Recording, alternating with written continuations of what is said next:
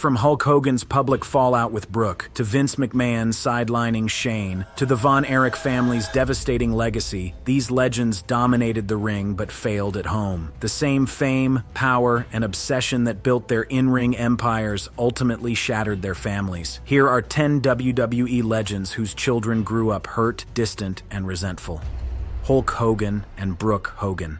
Let's begin with perhaps the most iconic figure in wrestling history, Hulk Hogan, the red and yellow clad hero who defined an entire era of sports entertainment. Terry Gene Bollea became more than just a wrestler. He became a cultural phenomenon, the very embodiment of American heroism and strength. But behind the 24-inch pythons and the thunderous Hulkamania chants, a family was quietly falling apart. Hogan's daughter, Brooke Hogan, born in 1988, initially seemed to enjoy a close relationship with her father, at least publicly. The family's reality show, Hogan Knows Best, which aired from 2005 to 2007, presented the image of a tight-knit, loving family navigating fame together. But as is so often the case with reality television, the cameras only captured a carefully curated version of the truth. The cracks in the foundation began to show during Hogan's bitter 2009 divorce from his wife Linda, a separation triggered by his affair with Christiane Plant, who happened to be Brooke's friend. This betrayal cut deeply, but it was only the beginning of a much longer, more painful story. Brooke has been remarkably candid about her experiences, revealing that she endured verbal, mental, and physical abuse throughout her childhood. She described her father's controlling behavior, particularly regarding her music and acting career, painting a picture of a man who couldn't separate his need for control in the ring from his role as a father at home. But the breaking point came in 2015, when a leaked sex tape revealed Hogan using racial slurs, specifically expressing disgust about Brooke potentially dating a black man. This scandal didn't just cost Hogan his WWE contract. It obliterated whatever remained of his relationship with his daughter. The racism scandal exposed a side of her father that Brooke could no longer reconcile with. And through that whole sex tape drama, everybody focused on Hulk said the N-word and you know, this whole thing, and we're fighting for this amendment and, you know, privacy and, you know, big hero movement, but I never got a direct apology for that. By 2023, Brooke had requested to be removed from her father's will, making a clear legal statement about her desire to sever ties. She refused contact even after giving birth to twins in 2025, denying Hogan the opportunity to meet his grandchildren. In interviews, she spoke about needing to escape the toxic family dynamics and protect her own mental health and peace. When Hogan passed away in July 2025, his estate went solely to his son Nick, a final confirmation of the irreparable rift between father and daughter. Brooke prioritized her own well-being over reconciliation, a decision that speaks volumes about the severity of their broken relationship. Vince McMahon and Shane McMahon. If Hulk Hogan was the face of WWE, then Vince McMahon was its architect, the ruthless businessman who transformed regional wrestling into a global entertainment empire. But the same cutthroat mentality that built WWE into a billion-dollar company also poisoned the relationship with his own son, Shane McMahon. Born in 1970, Shane McMahon grew up in the wrestling business, seemingly groomed to one day inherit his father's empire. He threw himself into the family business with abandon, performing death-defying stunts and high-risk moves that earned him respect from fans and wrestlers alike. Shane wasn't content to be just a spoiled rich kid coasting on his father's name. He wanted to prove himself, to earn his place in WWE through blood, sweat, and innovation. One of Shane's boldest ideas came in 2001 when he proposed that WWE acquire the UFC, a suggestion that Vince dismissed as foolish at the time. History would prove Shane right when, decades later, WWE's parent company did acquire UFC in 2023, but by then,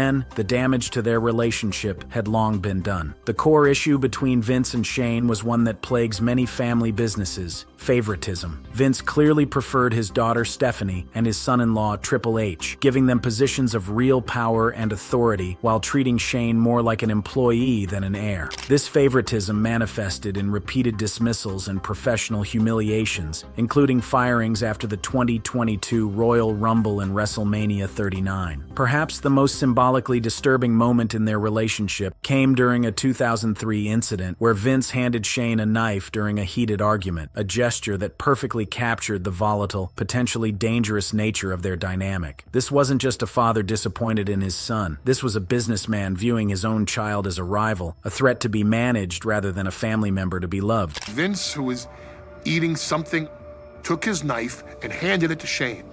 And he says, right there, come on, right there. If you want this so bad, stick the dagger right here. Because that's what you're gonna have to do to make that decision. By 2009, Shane had had enough, departing WWE not because he didn't love the business, but because the burnout and the feeling of being perpetually undervalued had become unbearable. And I wasn't going to allow a deteriorating business relationship to affect our personal lives. And that's exactly what was happening. And so I decided, you know what, I'm not going to do this. He was tired of being treated as just another employee, tired of having his ideas dismissed, tired of watching his father favor his sister and brother-in-law at every turn. While Shane's relationship with Vince might not qualify as outright hatred in the traditional sense, the resentment runs deep. It's the resentment of a son who desperately wanted his father's approval and recognition, who proved himself again and again through increasingly dangerous stunts and innovative business ideas, only to be repeatedly sidelined and professionally exiled. Dusty Rhodes and Dustin Rhodes.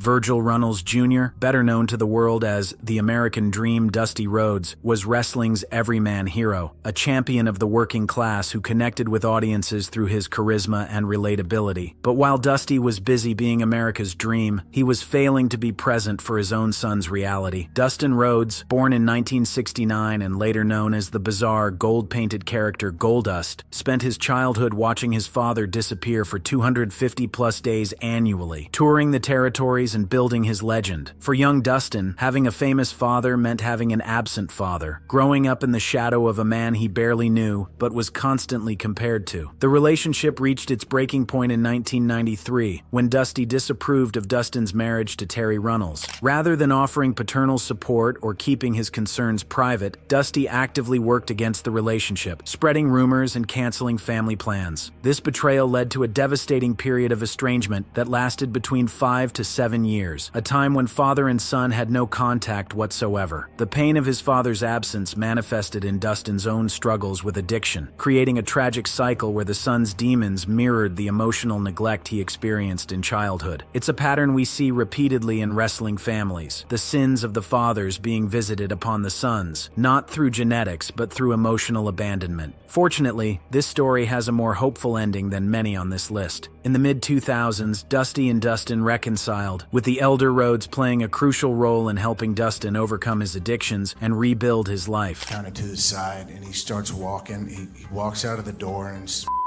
larger than life, and he's coming right at me. And he's just doing his little swagger like he does, and he walks up to me, and he puts his arms around me, and we hug for probably, it brings tears sometimes, probably about 20 minutes.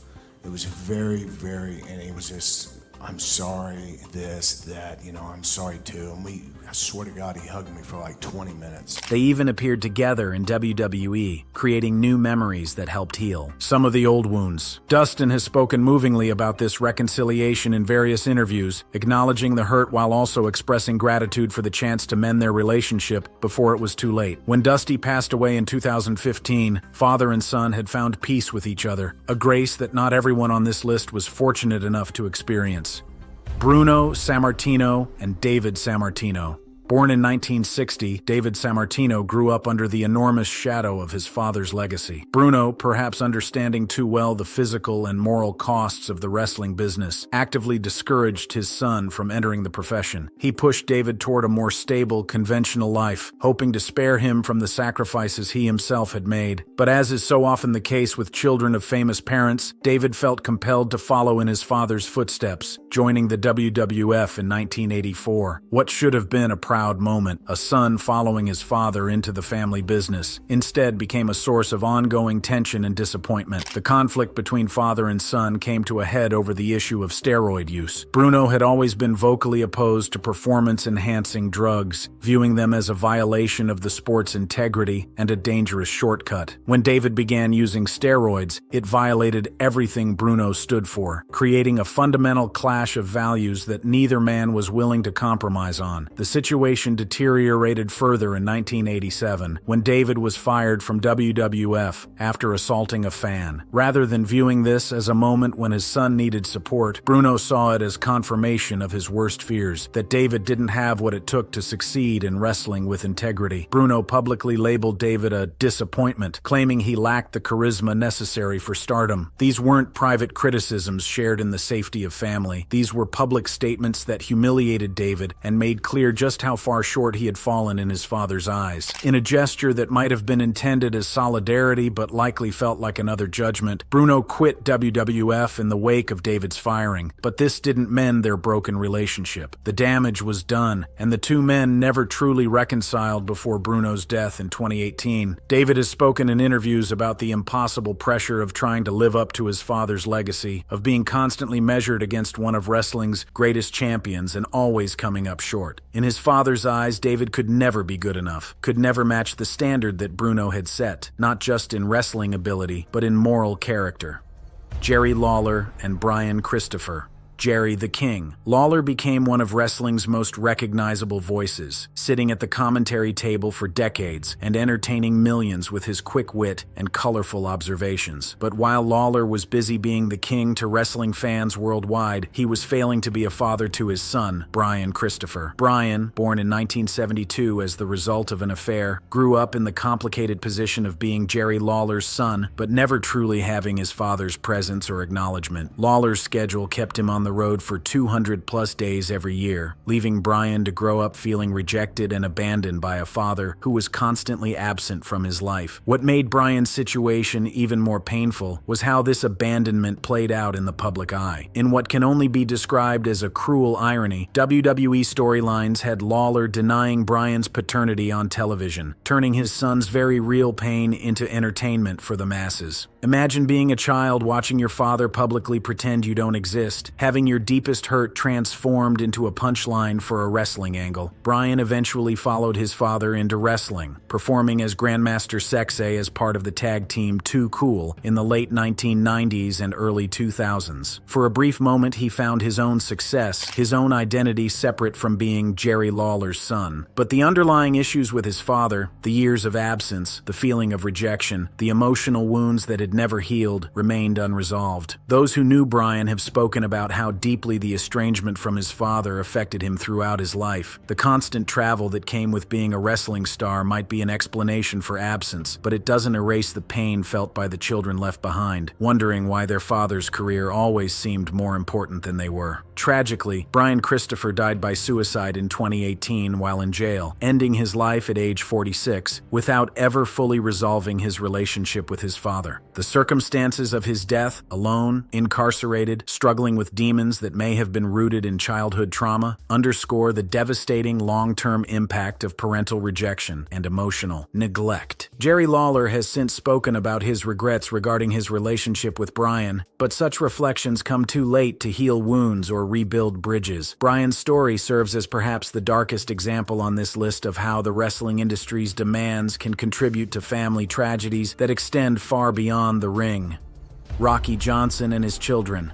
Rocky Johnson was a trailblazer in professional wrestling, breaking racial barriers as one half of the first black tag team champions in WWE history. He was a Hall of Famer, a charismatic performer, and a man whose legacy lives on through his famous son, Dwayne "The Rock" Johnson. But Rocky's accomplishments in the ring came at a devastating cost to his children, leaving a legacy of abandonment and pain that even his son's mega-stardom couldn't fully erase. Rocky fathered multiple children, with his most famous son, Dwayne, being born in 1972 to his wife Ada. But Rocky also had several children born outside of marriage, including Una Sparks, born in 1964, and others who would only learn about their famous father through rumors and DNA tests years later. Even for Dwayne, who had the privilege of knowing his father and bearing his name, the relationship was fraught with complications. Rocky's infidelity and sparse presence during Dwayne's childhood left deep scars. The Rock has spoken publicly about his complicated complicated feelings toward his father, a mixture of respect for his achievements, resentment over his absences, and the pain of watching his father prioritize his career and other relationships over his own children. But if Dwayne's experience was painful, what Rocky's out-of-wedlock children endured was far worse. Una Sparks received no financial support from Rocky, learning about her famous father only through neighborhood gossip and whispers. She grew up knowing she had a father who was successful, visible, celebrated, but who wanted nothing to do with her. It comes from a parent's rejection. When Rocky Johnson died in 2020, the pain of these family divisions became even more apparent. His estate went to Dwayne and Atta, completely omitting Una despite DNA confirmation of her paternity. Even in death, Rocky maintained the abandonment, legally erasing children he had never acknowledged in life. Dwayne has handled questions about his father with the grace you'd expect from someone who has worked hard to break the cycle of absent fatherhood in his own life. He's spoken about the complicated nature of their relationship, acknowledging both his father's contributions to his success, present for his own daughters in ways his father never was for him.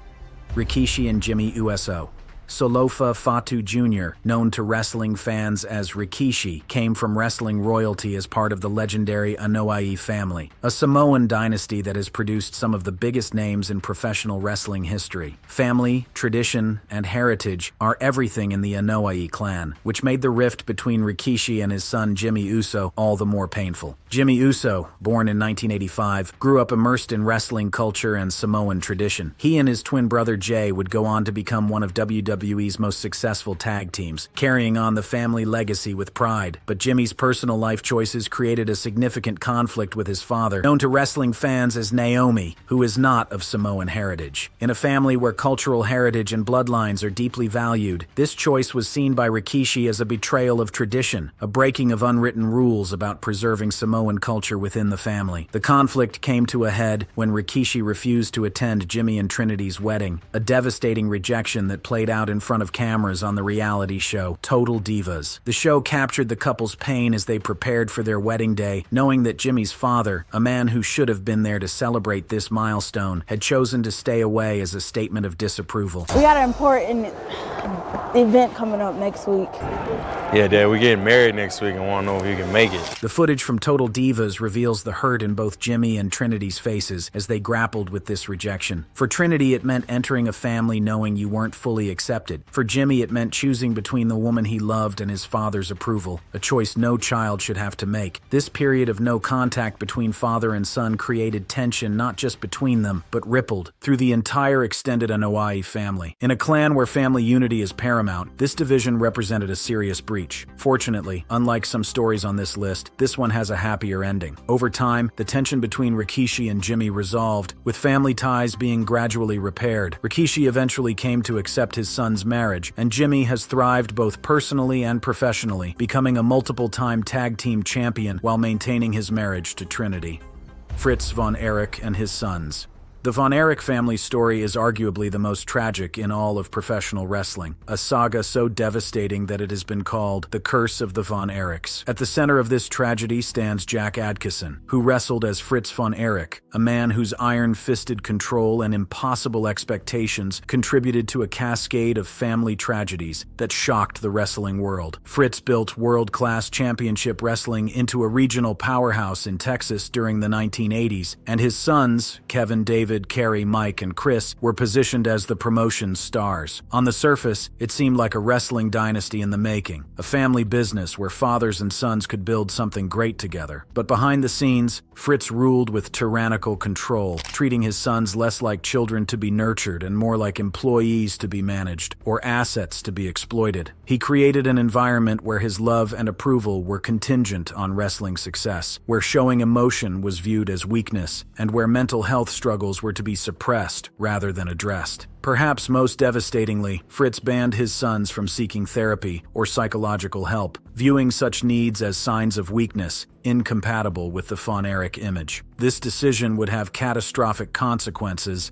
as his sons struggled with the immense pressure placed upon them. The tragedies began mounting. David died in 1984 under circumstances still debated to this day. Mike died by suicide in 1987. Chris died by suicide in 1991. Kerry died by suicide in 1993. 4 of Fritz's 6 sons dead before the age of 35, a devastating toll that no family should have to endure. The sole surviving son, Kevin Von Erich, has had to grapple with complicated feelings about his father's role in these tragedies. In discussing the recent film, The Iron Claw, which depicted the family's story, Kevin expressed feeling that his father came off pretty rank in the portrayal, suggesting the film may have presented Fritz more negatively than Kevin believes is fair. Kevin has consistently defended his father in interviews, insisting that Fritz was strict but not abusive, that the pressures were real but not intentionally cruel. Yet even in his defense of his father, Kevin acknowledges the immense pressure the family faced, the emotional suppression that was expected, and the way Fritz tied his love and approval to wrestling success. The documentary series Dark Side of the Ring explored the Von Erich tragedy in depth, revealing how Fritz's refusal to allow his sons to address their mental health struggles contributed to their inability to cope with the pressures they faced. When Mike suffered a shoulder injury that ended his wrestling career, the loss of his father's approval and his identity as a wrestler contributed to his spiral into depression and eventual suicide. The pattern repeated itself, sons desperate for their father's love and approval, tying their self-worth to their wrestling success, unable to seek help for their struggles, and ultimately finding the pressure unbearable. While Fritz may not have directly caused his sons' deaths, his creation of an environment that stigmatized mental health help and tied parental love to professional success created a toxic atmosphere that contributed to these tragedies. Kevin Von Erich, now in his 60s, has chosen to preserve and honor his family's wrestling legacy while also trying to protect the next generation from the same pressures. He has been open about his own struggles and his determination to break the cycle of emotional suppression that marked his childhood. Steve Austin and his daughters. Stone Cold. Steve Austin is arguably the biggest star in WWE history, the anti-hero who defined the Attitude Era and became a cultural phenomenon. His beer-swilling, authority-defying persona made him a legend, but his journey to the top of the wrestling world came at a cost to his personal relationships, particularly with his daughters from his second marriage. Unlike many of the other stories on this list, the details of Austin's relationship with his daughters remain largely private, with the daughters maintaining their privacy and not giving public interviews about their father. What we do know comes primarily from Austin himself, who has been candid in recent years about his regrets regarding his time as a father. During the peak of his wrestling career in the late 1990s and early 2000s, Austin was constantly on the road, prioritizing his career over family time. His daughters felt the impact of his absenteeism during their childhood, growing up with a father who was famous to the world but largely absent from their daily lives. The wrestling schedule is brutal under any circumstances, but during the peak of the Monday Night Wars, when WWE and WCW were battling for supremacy, the travel demands were even more intense. Austin has spoken about being on the road almost constantly, doing house shows, television tapings, pay-per-views, and promotional appearances with barely any breaks. What makes Austin's story somewhat different from others on this list is his willingness to acknowledge his failures and make attempts at repair. In adulthood, Austin has tried to rebuild relationships with his daughters, though the details of these efforts and their success remain private out of respect for his daughters' wishes to stay out of the public eye. Austin has spoken on his podcast and in interviews about his regrets regarding his time as a father, acknowledging that his obsession with his career meant he missed important moments in his daughters' lives. He's been honest about the fact that being Stone Cold Steve Austin to millions of fans doesn't mean much if you're not present for your own children. The limited public information about this relationship actually speaks to a kind of respect. Austin has chosen not to use his daughters' stories for public redemption, and his daughters have chosen not to air their grievances publicly. But the acknowledgement of strained relationships and the need for repair makes it clear that Austin's legendary career came with significant personal costs. Jake Roberts and his children. We close with perhaps the most complex story on this list, Jake the Snake Roberts, a man whose demons and struggles have been as well documented as his legendary in-ring career. Jake's story is particularly significant because it's not just about his relationships with his own children, it's about breaking a cycle of abuse that began with his own father, wrestler Grizzly Smith. Jake Roberts has been heartbreakingly open about his own childhood trauma, suffering abuse at the hands of his father, which contributed to decades of substance abuse and personal struggles. This trauma created a pattern that Jake would horrifyingly repeat with his own children, becoming absent and unreliable during the worst periods of his addiction. Jake fathered 8 children, but during his darkest years, when addiction controlled his life, he was estranged from most or all of them. His struggles with drugs and alcohol were so severe that they destroyed not only his wrestling career, but also his relationships with nearly everyone who loved him, including his children. The girl that you met earlier, Cody, she is the first daughter of mine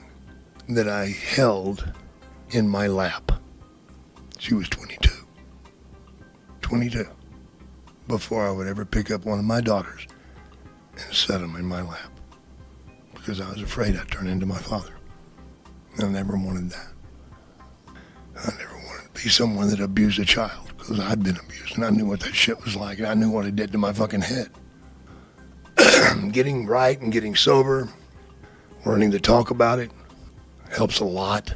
The pain in these accounts is palpable. Children watching their father destroy himself, feeling powerless to help, and eventually having to distance themselves for their own survival and well-being. Jake's addictions didn't just affect him, they rippled out to damage his children, leaving them with their own trauma to process and overcome. But Jake Roberts' story also offers something that many stories on this list don't: genuine redemption and partial reconciliation. In recent years, with the help of Diamond Dallas Page and others, Jake has gotten clean and sober and has been actively working to rebuild relationships with his children. He's been building bonds with some of his children through activities like fishing trips and heartfelt conversations, slowly trying to repair decades of damage. 3 of his children have reconciled with him, though 5 remain estranged, a sobering reminder that recovery doesn't erase the past or guarantee forgiveness. What makes Jake's story particularly poignant is how it illustrates the intergenerational transmission of trauma. Jake hated his own father, suffered abuse as a child, developed addictions to cope with that trauma, and then became an absent, unreliable father himself. It's a cycle that plays out in countless families, wrestling-related or not, where hurt people,